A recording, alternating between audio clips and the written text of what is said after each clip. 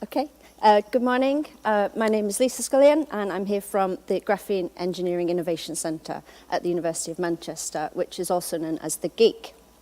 I know my talk's a bit different from everything else on the schedule today, but I hope you'll find it interesting anyway.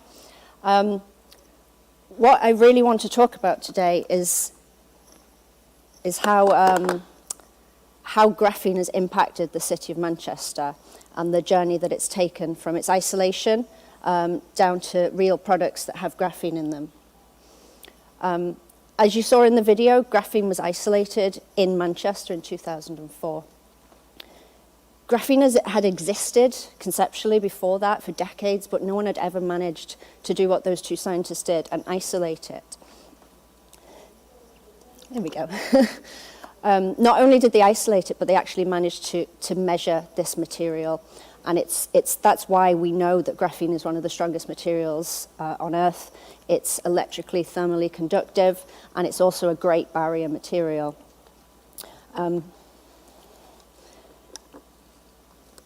Very quickly, I just want to take you through the basics of graphene. This is really a recap for anyone who's not really heard of it before. If you look at the image on the left, it's a representation of a piece of graphite. Graphite itself has really good properties. It's conductive, it has lubricity, and graphene is made purely of carbon atoms. Now, each carbon atom is connected to 3 other carbon atoms, and they form a layer. These layers stack on top of one another in sheet form, and they're loosely bound to one another as well. Now, what happens when we take one of these layers off? We get what we call graphene. We have an atomically thick sheet, which has lateral dimensions, but only nanometer size thickness. What this means is graphene has a huge amount of surface area. The atoms are still in the same position. It's still 3 carbons bound to 3 other carbons. But what we now have is completely different properties. We have super strength. We have incredible electrical conductivity. There's probably 2 main points to think about at this point. There's lots of different types of graphene. Graphene's not just this single atomic sheet, as you can see. Graphene has different sizes. It can come in several different layer numbers. It can have different atoms on it, different functionality. There's a huge amount of variation in graphene materials. So it's something to bear in mind. Another common misconception with graphene is that you can build things out of it. You can't. Graphene's not a material that you make things out of. We very much use it as an additive. So we'll put graphene into something else, into a polymer, into a metal, into some kind of matrix, and it then changes the properties of that material, hopefully to improve them. So the investment that's been made in Manchester for graphene is phenomenal. It really is. There's both in the city and within the university. There's over 300 people working in research in graphene just now, plus all the people who make that research happen as well. It really is phenomenal. And the city and the country have invested a huge amount of money into making these high-tech facilities within the city. And the idea is that this drives Manchester to be the global hub of graphene advanced materials. I'm just going to talk through some of the facilities and the buildings that we have in Manchester. So in 2015, we opened the National Graphene Institute. Now this is where all the fundamental research happens, the real science of graphene, looking at the intrinsic properties of the material, its compatibility with other materials, how it works, different applications. We look at different ways to produce graphene, different ways to scale it up. To make that happen, the building is equipped with a really large number of clean rooms. This is a nanomaterial. It's not something you can see with the naked eye. You need a lot of high-tech equipment and a lot of very sterile space to manipulate this kind of material. So that's what we have at the NGI. To complement the NGI, we have the GEEK, the Graphene Engineering Institute, Innovation Centre, and that's where I work. We very much look at the GEEK as a bridge between academia and industry. What we do is we have industrial partners who come in and they become members of our centre. They can work directly with all the experts at the Geek, and we can do projects together. What that means is they can bring their own staff in, they can have their own lab space, and we can do fast projects. Industries don't want to spend 3-4 years doing research to get a graphene product. They want it now. It's cutting edge, they want to do it straight away. So the idea is that we do things quickly. So we don't do research at the Geek, we don't do any fundamental research. We take work that's already been done at the NGI, at the university, globally, and we translate that. So the people that work at the Geek they're academics, but they're also people with lots of industrial experience. So people who have experience in developing new products and scaling up. And that means we can do things very quickly. We can look at that complex research, understand it, and translate it into an actual process or a product, and we can do that very quickly. One of the other main things about the Geek is we don't do things on a small scale. We do pilot scale. We don't make a gram of material, we make kilograms of material. And all the equipment we have is large scale. We make things in meters, not centimeters. So the idea is that when we do develop a product with our partners, we can take it straight to production. It's ready to go. We've prototyped it, we've de-risked it. One of the other important things that we do at the Geek is to build up a supply chain. So people ask, where do you get graphene? There's lots of people that sell graphene. Whether the quality of that graphene is very changeable. I mean, the variation in the quality is just vast. So one of the things you have to do is to qualify the good graphene from the bad graphene and make sure people are actually selling you graphene and not small lumps of graphite. We do that internally within the university, but we also do that in conjunction with some of our affiliate partners, so the National Physical Laboratories, for example. The other thing we do is we work with different companies in terms of business development, marketing, IP, and we link all these people together. We link the graphene suppliers and our partners and the intellectual property people so that we've built this kind of ecosystem where we can develop new products and commercialize them very quickly without going through the traditional long processes. Another main part of my job at the Geek is I help to run our Bridging the Gap program.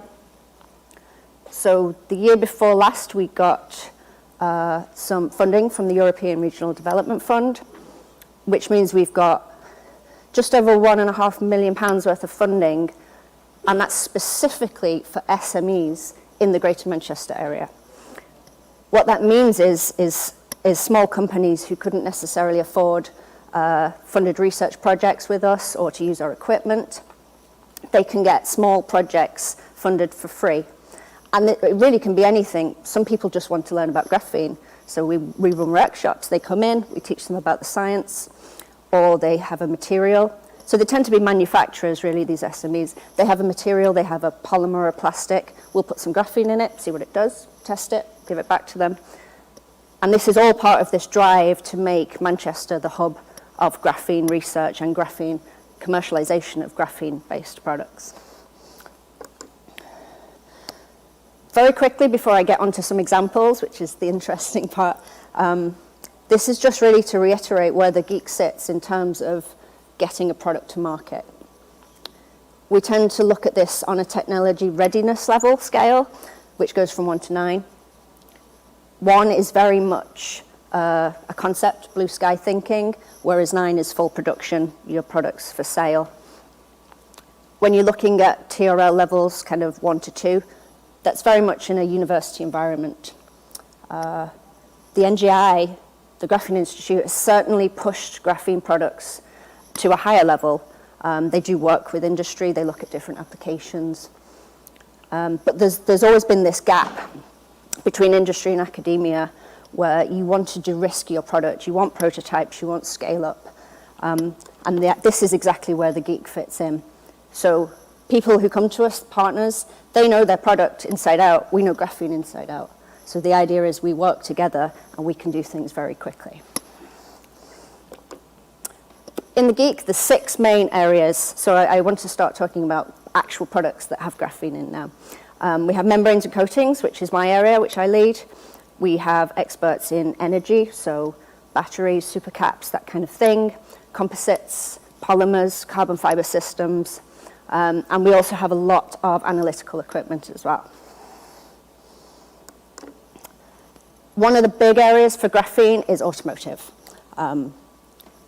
There's already automotive products out there. There's a graphene-enhanced carbon fiber panel supercar that's been built, and you can buy that. That was made in Liverpool, which is really quite amazing. The graphene enhances the carbon fiber so much, it makes it so much stronger that you can use less carbon fiber. So they've actually taken loads of weight out of the car. It's about 10% by weight, and that's a lot for a supercar. There's lots of work within graphene for batteries, thermal management, a lot of research in the electric vehicle space. Graphene's got a huge role to play, and there's lots of new products coming out there.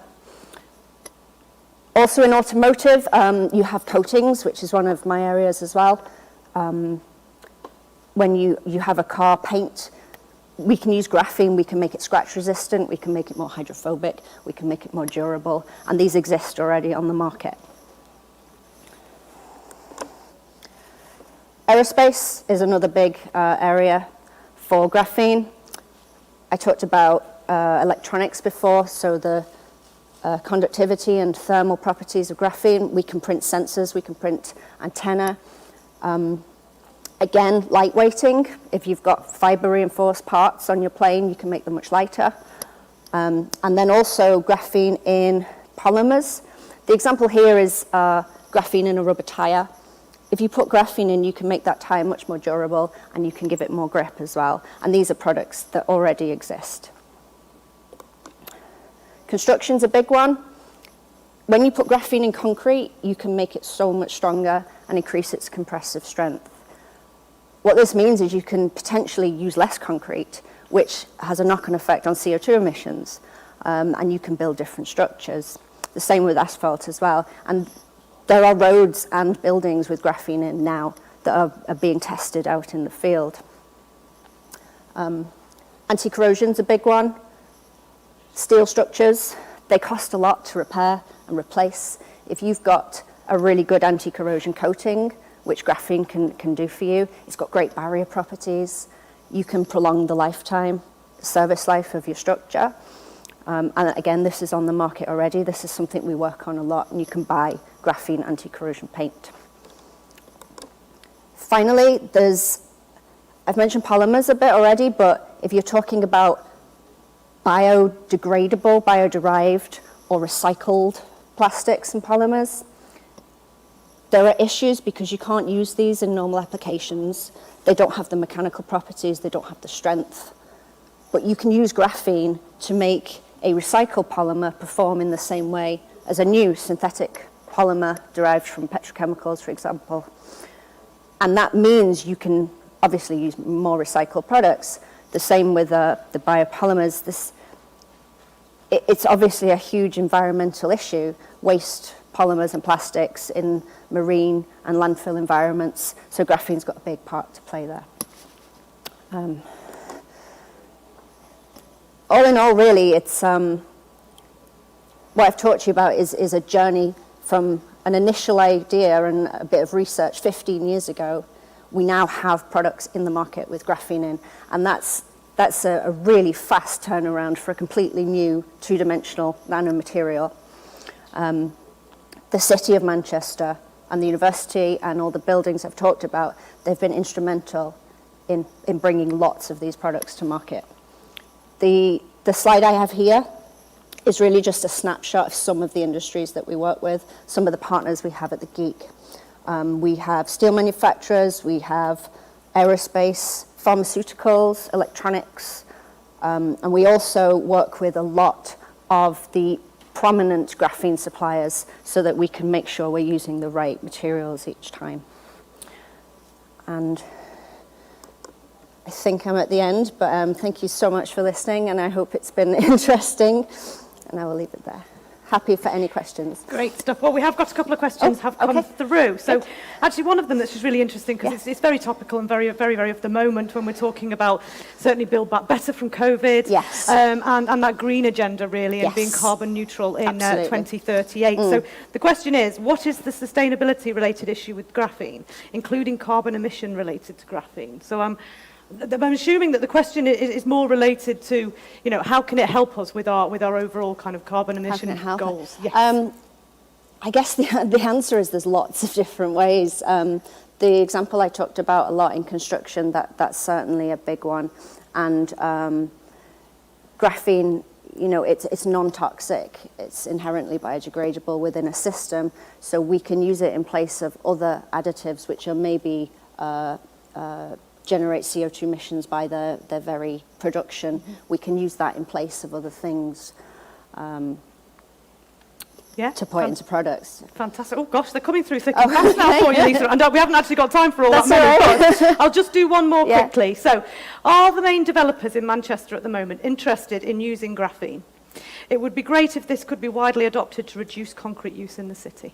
Oh, absolutely, yeah. There's interest globally, but we do have, some UK-based construction companies and a few in Manchester who are really kind of rapidly trying to develop this. The idea is that we're going to be building some graphene concrete structures within the city and roads, potentially right outside the graphene centre in the near future. So hopefully we'll be able to look into those to see that very, very soon. Absolutely, so we can monitor it and keep track of it as well and see what it does. Brilliant. Okay, well, thank you so much for joining us today.